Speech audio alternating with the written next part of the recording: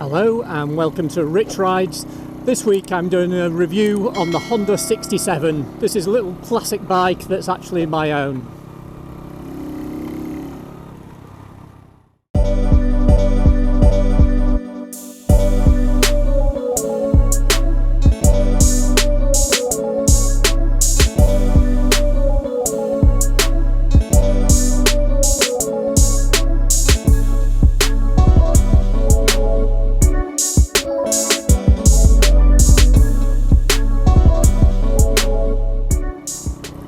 So the first thing is the looks of this bike. As I say, it's a 1967 Honda, so as you'd expect, it's got a very classic look about it. It looks absolutely gorgeous, I think, and when I first saw one here, I knew that I'd end up buying one because they just look great. So the comfort of the bike, first of all, it's a tiny bike. So comfort for someone my size, as you can see there, I have to move my knees out of the way to go round corners, so comfort is compromised in that way at least, because it's only a very tiny bike. I'm 6 foot tall, but apart from that, then yeah, the bike's fairly comfortable. I'm a bit, again, because it's small, I'm a bit hunched over. My feet are slightly forward of my hips, so it's a sort of comfortable seating position. The suspension of the bike is fairly basic, so it's only got some sort of fairly thin front forks, but they do the job around town. And it's your typical sort of classic rear twin shocks as well.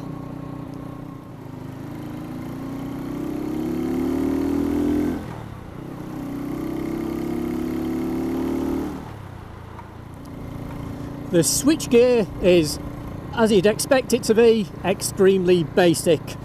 This has actually got upgraded switchgear on it too. So over on the left we've got our lights, indicators.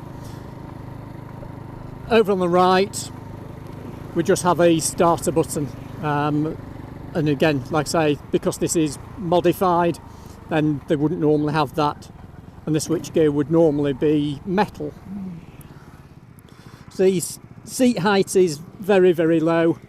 I'm flat-footed and my knees are bent.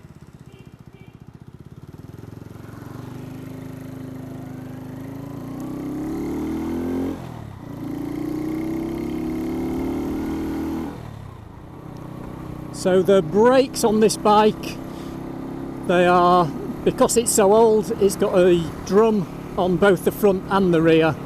The rear is actually okay, and I tend to use that more round town anyway, because the front isn't that great, so it's always good to use your gears to slow you down anyway.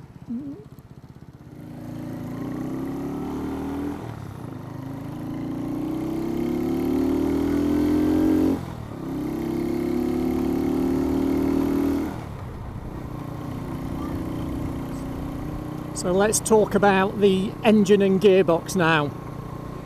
The engine is usually the sort of classic 50cc Honda that's been used in everything for years, like the original Cubs.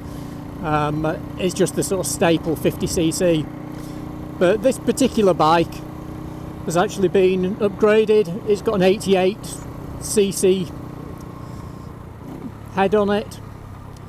So that obviously improves things around town.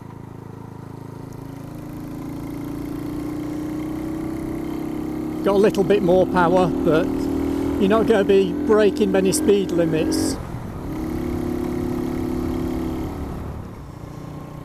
And as well as the engine being upgraded, it has a different gearbox as well.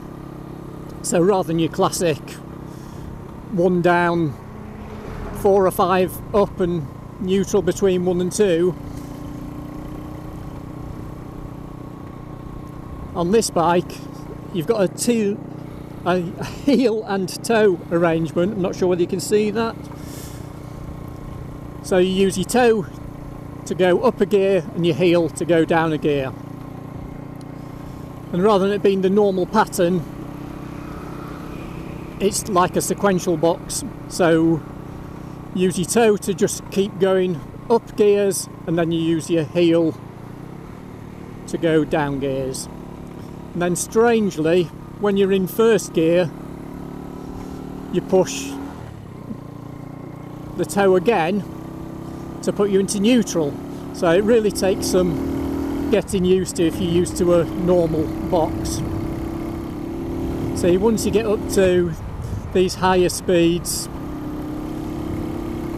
I say higher speeds, we're not exactly flying, we're probably doing about 30 miles an hour, maybe 40 miles an hour.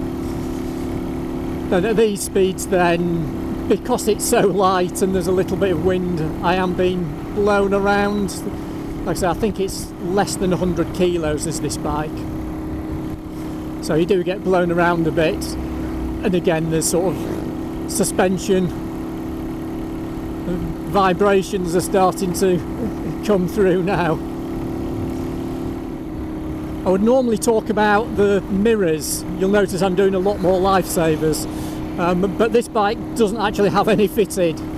So I did try putting some original ones on, but they're as useless as not having any, because it is such a small bike and even the handlebars are thin. Then you couldn't really see anything apart from your shoulder anyway, and they vibrated quite a bit.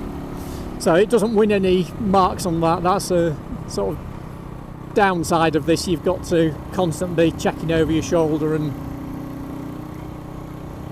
making sure there's nothing happening behind you need to be aware of. So on to my usual positives and negatives.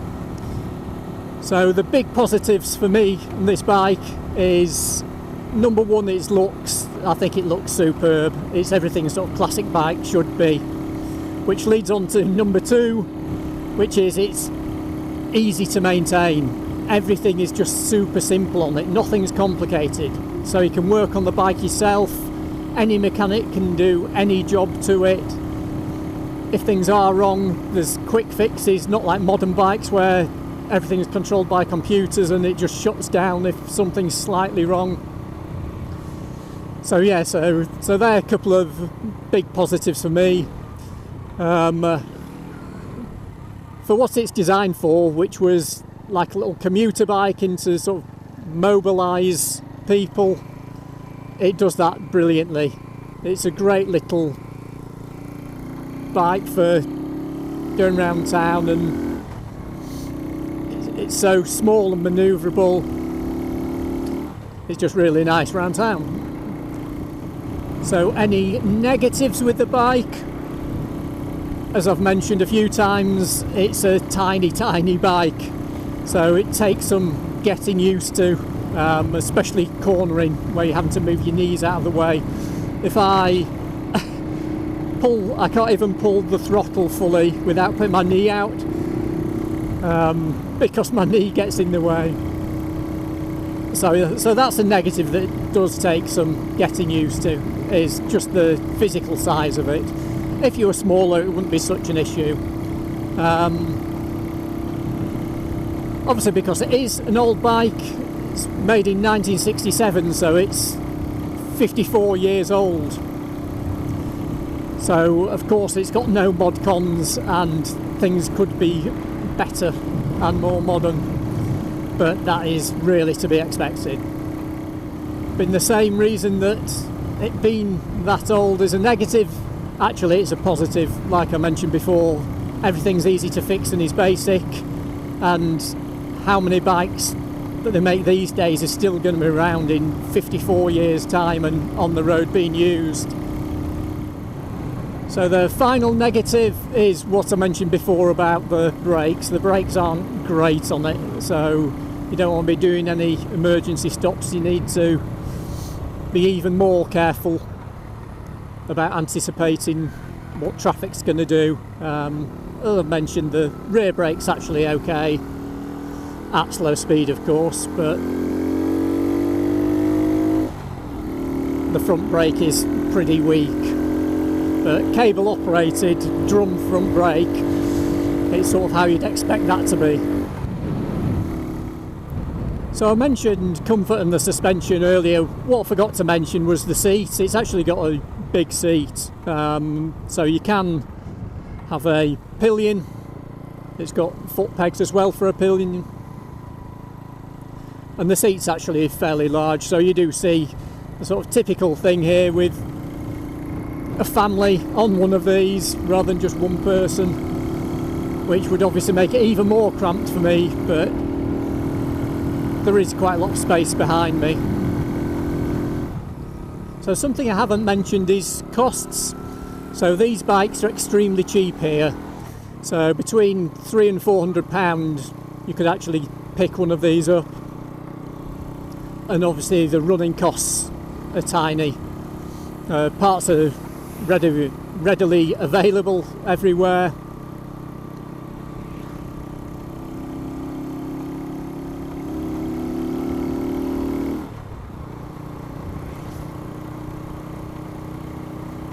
And of course it just sips fuel as well. So this is something you need to get used to in Vietnam. When they've just harvested the rice fields, they tend to use the roads to dry the rice, so you need to get used to avoiding it. As you can see, there's any of the big spaces around the rice fields they use to dry it. So in summary, it's just a great little bike. For what it's designed for, which is around town and stuff, then it's great. It's great fun. It's a fun bike to ride. So thanks for watching. I hope you found that useful. Please do like and subscribe, and see you again on the next video.